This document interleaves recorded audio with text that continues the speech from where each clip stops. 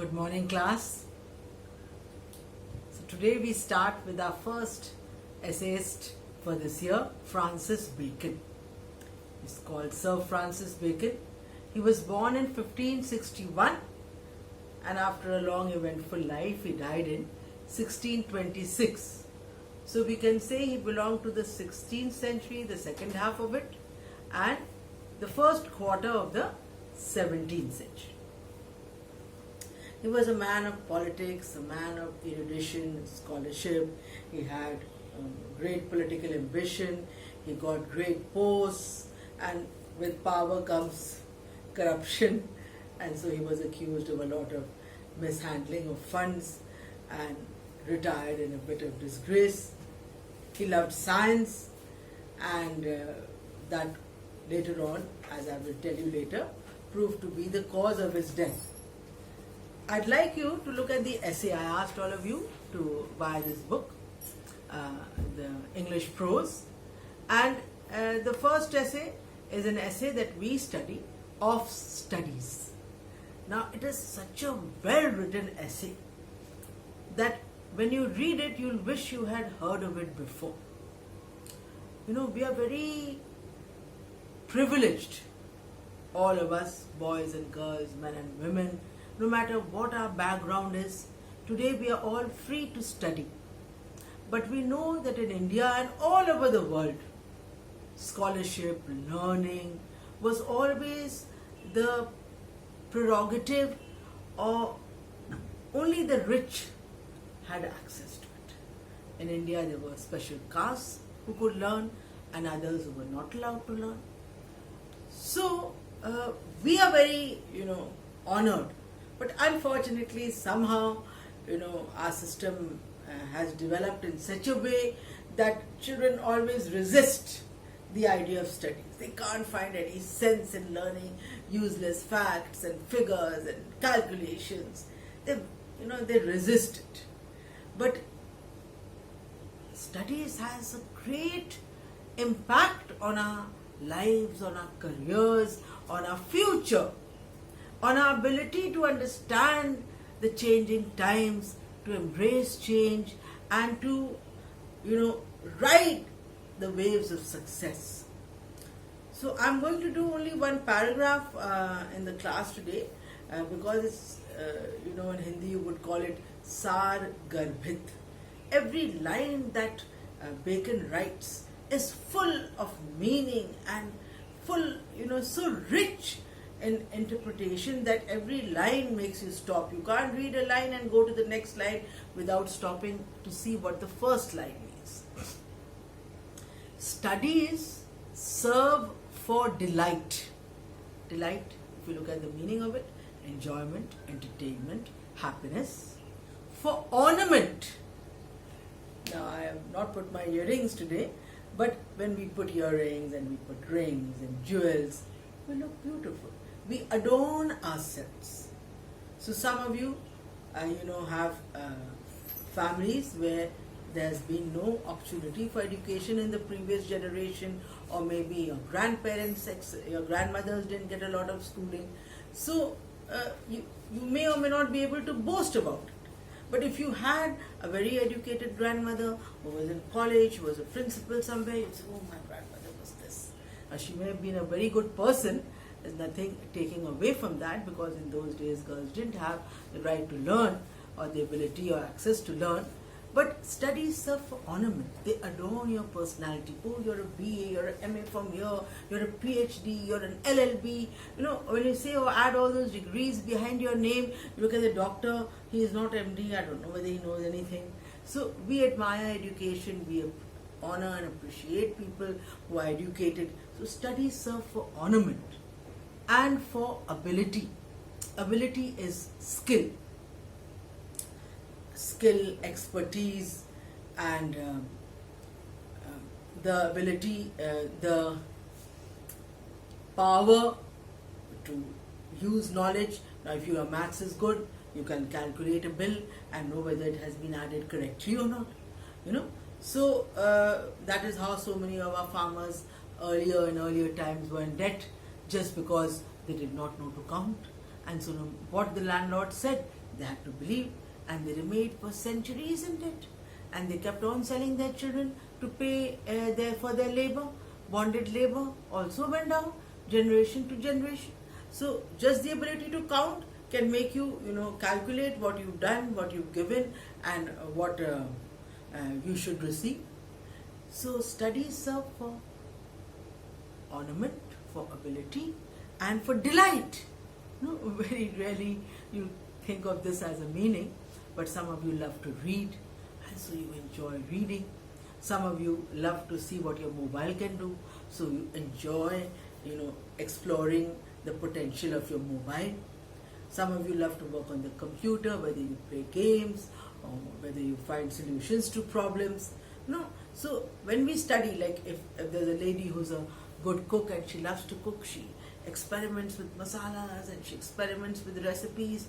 And if you have been looking at food channels down in these last 5 months, what have the women been doing? How creative, how inventive, how innovative, things that we could never imagine being possible, they have made possible. And so now we don't even need to go to a halwai. We've become experts in making all kinds of sweets, from kalakand to, sohan halwa. Everything is there on the net. And if you study it, you will have the joy of your family appreciating you. Now I'll take a minute's break and just put this paragraph up, I'll upload it so that you can see it as I read. Just photograph this first paragraph and put up. Can you do that? We'll do it later. Okay. So at the end of the class, you can, when the class is over, you can scroll down and you can see the text for yourself. Their chief use, there is studies, their chief use for delight is in privateness and retiring. Now some people love to be alone. So you tell your mother, Mommy, I'm studying. Oh, don't disturb her, she's studying. And so because you officially are studying, you get the chance not to do work, you get the chance to be locked up in your room. So you get the chance to be alone and quiet, to have some peace of mind, to avoid all the nagging and the questioning and the shouting of a large family. You study. So when you enjoy studies, you get not only the joy of the approval of others, but you also get time to yourself because you are learning. And this is, of course, as we have noted, it's a 16th, 17th century concept that, the word scholar in German meant a man who has leisure, because only a man or a woman who had leisure could open a book and read. Imagine when there were wells and mills and grain to be ground and water to be, drawn from the well and brought to the home. How much work there was. Firewood had to be cut and fires would burn and things would cook away hour upon hour. There were large families. If you made bread, you kept on making bread. If you made rotis, you made maybe 100 rotis. So we can't imagine how life was. So only a person with leisure could learn. So a man with leisure who wanted to be quiet, he could enjoy studies. For ornament is in discourse. The word discourse means a long and serious discussion, a debate, the ability to speak well. So when you have studied well, you can speak up. Now, if you are disturbed, say by a social issue, by some news, now you can either just be quiet about it and say, what should I say? Or you can sit at home, and discuss around the dining table, this was very bad, this should have not happened. And if someone asks you, father says, but why do you think it is wrong? Only if you have read all the facts of the case, only if you have educated yourself on the rights and wrongs of that incident, only then you can debate about it or argue for it or against it. So studies, in privateness, if you enjoy it, you get some time alone. If it is an ornament, it shows in your speech. And in ability, it is in the judgment and disposition of business. Now, if you're a student of accounts or economics, and then you are in charge of a business house or a trading center, then because of your knowledge of economics or international trade, you will make different decisions, informed decisions about what you should buy, what you should sell, what you should export, what you should stock, because you know what the market is like. But if you don't know, then you won't be able to make the right decision. So Bacon says that ability is proved in the way a man handles his business, in the way a man does his dealings.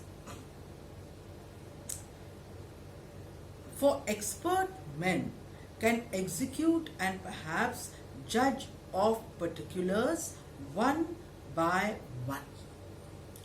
Expert men, those who know something very well, very thoroughly about one area of knowledge, they can deal with individual or isolated or small scale problems.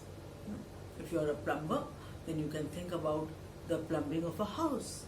But if you have to manage the plumbing of a city, then an ordinary plumber cannot do that.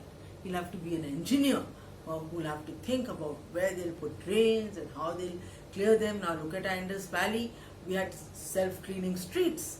The wind would blow and the streets would be swept. So what great engineers we had at the time. They have sloping drains and sloping bathrooms so that the water would just go away and not pile up and get stagnant. So if you are an expert, according to Bacon, you can do one thing at a time. You might do something limited.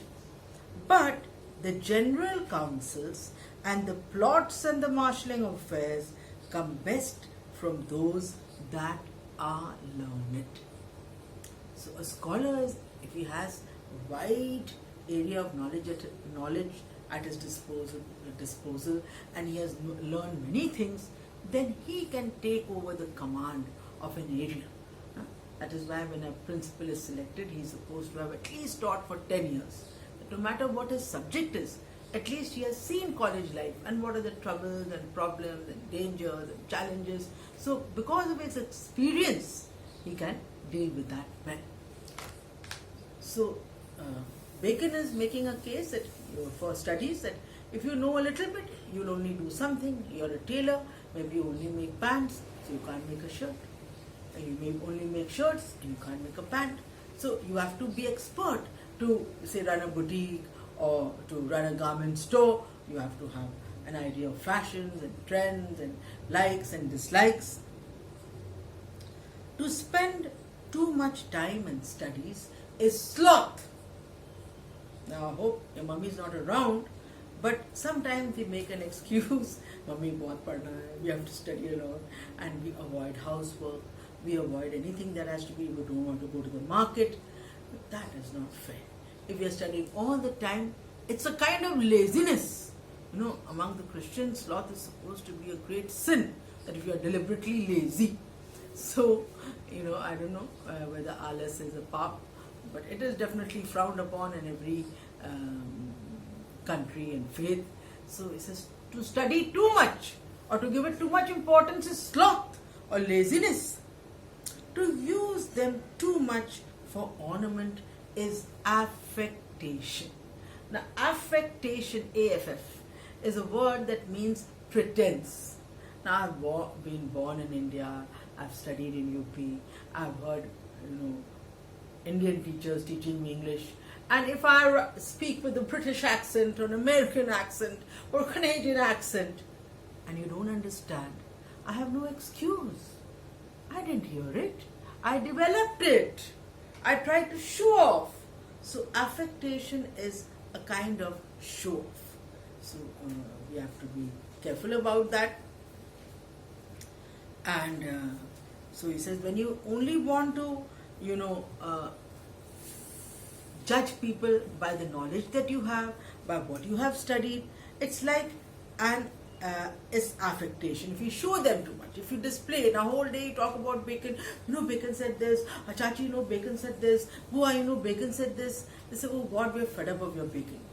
So we can't boast about our studies such a lot. To make judgment wholly by their rules is the humor of a scholar. Then studies, they give us theory. But we all know that subjects that have theory also have practice. So without practice, theory is incomplete. If we only decide our actions on the basis of theory, now there's a saying that we must, be non-violent. So if we are always non-violent in the face of violence, it might, lead the violent to be more violent. You have to find some even non-violent means of resisting and objecting that this is not the right way of doing it. You want to be violent, but violence is not the best thing. But we just can't be dumb all the time. So if we judge things solely by the rules of what we have learned in our books, then that's the humor of whim. Now, one humor is like in our comedy that makes us laugh. One humor is a mood. No, you can say my father is in a bad humor, he's angry today, he's in a bad humor, you can say. So the whim of a scholar, Bhai Panditji has said this is good, you have to believe him. Panditji says this is bad, you have to believe him. So, and then you go to another Panditji and he might give something opposite. So it's not that, each one has their learning and their way of interpreting the facts that are at their service, at their disposal. So it's the whim of a scholar, just, using only theory. They perfect nature. Here again the they is studies. They perfect nature and are perfected by exercise. Now, if someone is playing music, all of you can dance, shake a bit here and there. But if we have to give a solo performance, we might be awkward, we might not be confident, but someone has trained in Bharatnatyam or someone is good at rock or whatever modern trends in dance are. She's always danced, so she'll stand up cheerfully and dance, or he'll stand up and dance because he's not afraid. But all of us cannot dance perfectly, in a crowd, in a barat, in a group, we'll all dance, shake a bit. So they perfect nature. So we all have an ability to, keep to the rhythm. But when we learn dance, we perfect that natural ability. So studies perfect nature. You see a small child. Kyun, kya, kaise, why, how, who, all the questions, all these question words they keep asking. They're never fed up. Kyun mummy, kaun aaya? Kya chahiye? They'll keep on asking. Now, these questions that they ask, what is the sun? Why does it shine at night? That is some geography. Then, okay, what is light? That is some physics. So, gradually as they grow older, the kind of studies that we have in our country up to class 10 is a kind of basic education that tries to satisfy our curiosity. So, who were these kings? Who was Akbar? Who was Jahangir? Who was Shah Jahan? If they didn't teach us, would we know? We wouldn't know. It would take so much of an effort to find out about them. But because they teach us, so we know, of course, we get fed up of them in school, but later on we are happy that we know so much. So studies perfect nature and are perfected by exercise. Now, you read this again and again and again, and you'll find that you have learnt it, and in the end it's not so difficult, and you can also explain it. Some of you have learned word meanings right through school, and so you have a good vocabulary and you can understand what I'm saying. Others have heard their lessons in Hindi, they haven't learned meanings, they haven't paid attention, and they're wondering what this teacher is doing, talking in English all the time. When will she use some Hindi? So they are waiting for a Hindi word to grip them. Now, it's an English class. If I put water in the milk till it's so watery that there's no milk left, you will have no strength. In the same way, if I teach English in Hindi, how will you learn English? So, I have to teach you English in English. And you have to learn English in English because you have to answer the English literature paper in English. So, the more you hear, you'll find that you are getting better and better at hearing. I remember this from my MA class. We had one teacher who was very adjusting and spoke in Hindi, all the difficult things she explained in Hindi. And we rested and relaxed in her class. I've always been an English medium student. I didn't have a problem. Hindi medium girls were very happy with her. But there was another English teacher who didn't, speak one word of Hindi in whatever she taught. And by the end of the year, all the girls appreciated her for making them raise their own standards. Now, in these corona months, if your father loved khichdi, you might have had khichdi thrice a week. But if your father likes good food, your mother makes sure that with whatever's at home, she'll make a good meal. So if our standards are high, we behave accordingly. If we are basically clean people, every morning our houses were cleaned and swept and swabbed and tidied. And if we are untidy, then okay, never mind, nobody's coming. What's about sweeping and swabbing and let the room be and let the bed be? How it is. So studies, perfect nature. You have a natural ability, studies make that better. And they are perfected by experience. Now, in any other essay, I don't need to go so slow, line by line. We've been 20 minutes and we haven't finished this paragraph. But this essay is so rich that I can't make a shortcut. So the experience that you gain by studying, it enriches your learning. 4. Natural abilities are like natural plants that need pruning. Now, when you find this text in